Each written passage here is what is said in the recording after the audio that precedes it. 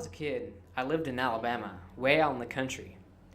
My best friend at the time lived about a mile away, and my older brother and I would go over there daily during the summer.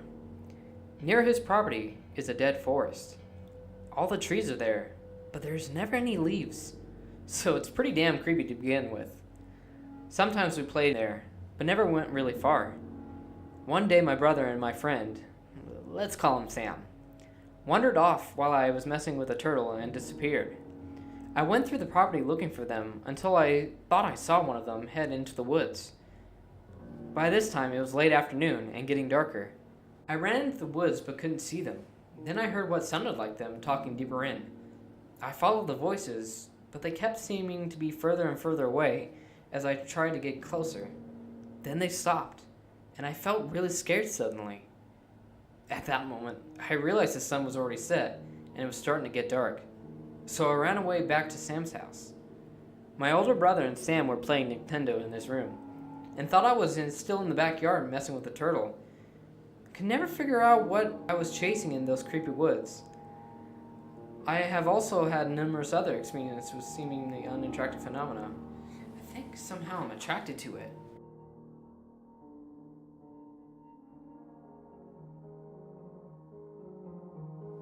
The following is an incident that happened to my mother. Sometime back in 2002, I believe. At the time, I would have been 13 myself. My mother told me that starting shortly after I left for school that day, our house was filled with paranormal activity for nearly that entire day. There's always been something here, and I've lived here for almost 20 years of my life, but it's never been very threatening or anything. Although, in the last year or two, that has strangely begun to change. Anyway, it began that Friday morning, with her hearing someone talking in my room. Obviously, I had just left for school already, so it wasn't me. She checked my room and my TV wasn't turned on, so there was no explanation. Not long after that, she was in the kitchen loading the dishwasher, when she heard my dad's computer chair creaking, as if someone had just sat down in it. She could hear it rocking back and forth, like he was just sitting there. So she called out to him and asked a question, but received no response. She was starting to think he was angry at her for some reason and ignoring her. She stepped out into the living room to find no one was there. The living room was ice cold and none of the windows were open.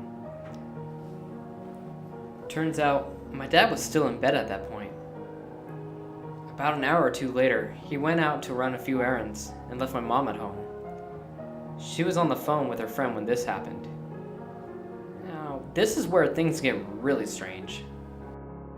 My dad ran his own business and had a separate phone in the house just for that business. It sat at the computer desk with his own answering machine and everything.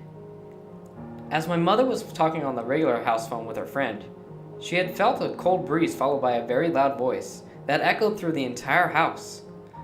This voice, according to her, sounded like it came from every direction and she could not pinpoint where it originated from. It was loud enough that her friend heard every word and thought someone was actually in the house with my mother. He says it's in the right hand. He says he has his red. Mom searched the entire house, and there was nobody home but her. It took a few minutes before she had noticed. The answering machine by my dad's business phone had one message. Only problem was, that phone never even rang. It also had caller ID, and there was no recent missed calls listed. Reluctantly, she pressed the play button. The exact same voice that she had heard played back over the machine. It was an old woman with a southern accent. He says it's in the right hand.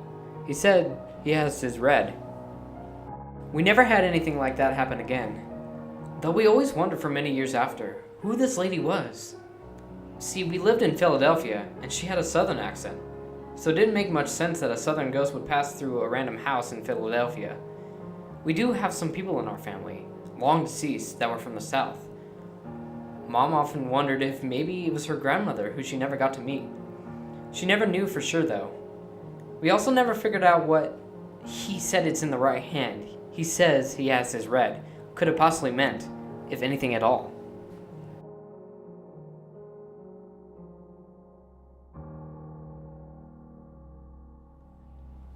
I went to a psychic medium for a laugh. I did anything but laugh. I guess I do have a faint belief in these things, but honestly, never thought of mediums as real. Like, they're good at cold readings, right? Anywho, 1-to-1 last night with some friends as a night out, and I feel I have to share what happened and if anyone has any input. Before I even sit down in the booth with the lady doing my reading, she said, "Your dad has passed, right?" He has. Now, I'm not at the age where one would make an assumption that my parents is deceased, but he died when I was in my late teens. She goes on to call certain things, like the fact that it was a short illness that could have been diagnosed sooner. That he wanted me to know that he was happy it happened that way. He didn't want prolonging treatments causing suffering. She mentioned that I had his bag and he was happy for that. I do, but it wasn't with me in the room. She then mentions the pianist, that of being my grandfather, and then goes back to my father, talking about his last moments, in eerie detail, like who was in the room and who just missed him, and how his mom collected him from the hospital. He mentioned me changing my hair a lot. It was a running joke between us. Talked about the trips we would do, and stressing to remember about the good times. She even mentioned some details that I was unsure of, but have since confirmed. Who was in the room when he had passed? She then talked about my grandmother, who had just passed very recently. Said I was a good person, which is pretty much verbatim what she would say to me every time we talked. And that I was also wearing her necklace. I was, but my coat was buttoned up and the medium could not see this. The final thing that was really freaky to me is that she told me that my dad has a child where he is. A small baby. She asked me if my mom had a miscarriage or an abortion, because my dad says it is his. I tell her no, and it's probably a mistake. Maybe it's my sister's. She reiterates that no, he says it is his child. I give up, chalking it up to nonsense. But I had to check. So I called my mom today, and she started crying. See, early on, her and my dad had an abortion, and they never told anyone about it. I still don't know what to think. I don't think you can read that much out of someone, but I'm so happy that I went.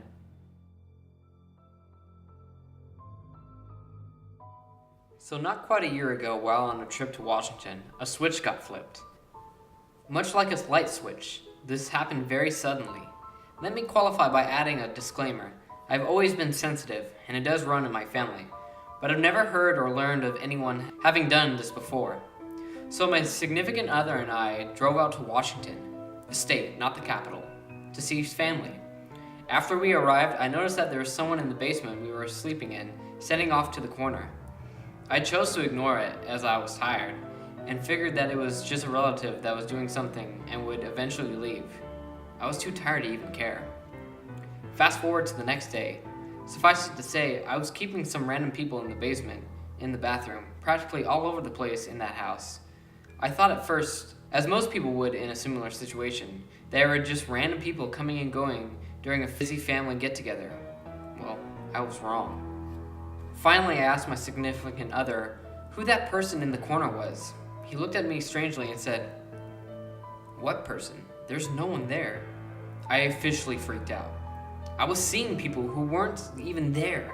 I tried to be as nonchalant as I could, given the fact that I felt like I had a schizoid break. All I know is that, without going into a shit ton of detail, since our trip to Washington, I've been seeing people that no one else can see. From what I can gather, they are spirits. I will add that when I see them, they typically, although not always, see me. Most of the time, when they realize I can see them, they vanish in front of my eyes. But most of the time, I can still see their outline and where they are moving. So the question, what switch in my brain got flipped? And has anyone experienced the same thing? Please let me know any theories or explanations you may have concerning this.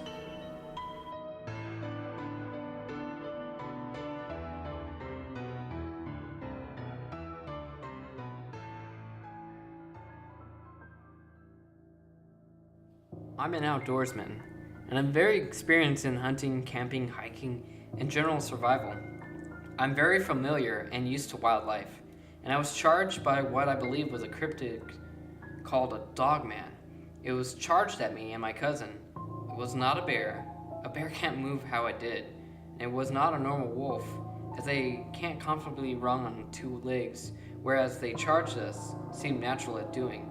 I can elaborate further if you wish. So this happened around between 1200 to 1400 hour. Me and my cousin were having an airsoft battle, and I was in full woodland camo. He was not. I retreated onto the ATV trail into the woods for a tactical advantage, and our battle took us around 200 meters in to about a third of the way up the trail. We had enough at this point and were standing at the edge of the clearing of the trail, talking, and he was about maybe 10 feet away from me when I decided to mess with him. I shushed him and said, "We're being watched." He had froze. Then I realized the woods were dead quiet, and I got spooked out and started scanning the tree line and the other edge of the clearing from the left to the right when I saw it. Its teeth gave it away. It was panting and staring at my cousin. I don't expect you to believe me, but what I saw was a wolf as big as a black bear, and it was at least 300 pounds. But it wasn't normal. This wolf was on two legs, crouching next to a tree, with its arm grasping the tree, grasping with a clawed hand. It had a reddish-brown fur. I told my cousin that we have to go, and next thing I know, he is sprinting. I looked back at Wolfie, who had locked on and sprinted a few steps on 2 feet, and then I turned and ran when it looked like Wolfie was dropping on all fours. It charged us and sounded like it was right on our asses, barreling through the bush, but for whatever reason let us go when we broke out of the tree line and headed for the cabin. What stuck with me the most was the sheer size. Wolfie appeared about 7 feet tall, then upright, and where it should have had front paws appeared to have large clawed hands. Now, I'm not sure how to explain it rationally. I have heard wolves will occasionally walk upright, but not as far as knowing to sprint on 2 legs. Nor do wolves get that big, and the black bears more waddle on 2 legs.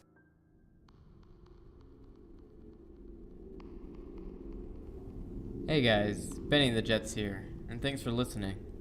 I hope you were as much spooked out as I was. If you have any paranormal or scary stories that you want me to read out loud, send me a link in the comments below, or you can catch me in other social medias. I'll see you in the next video, and remember to stay frightened.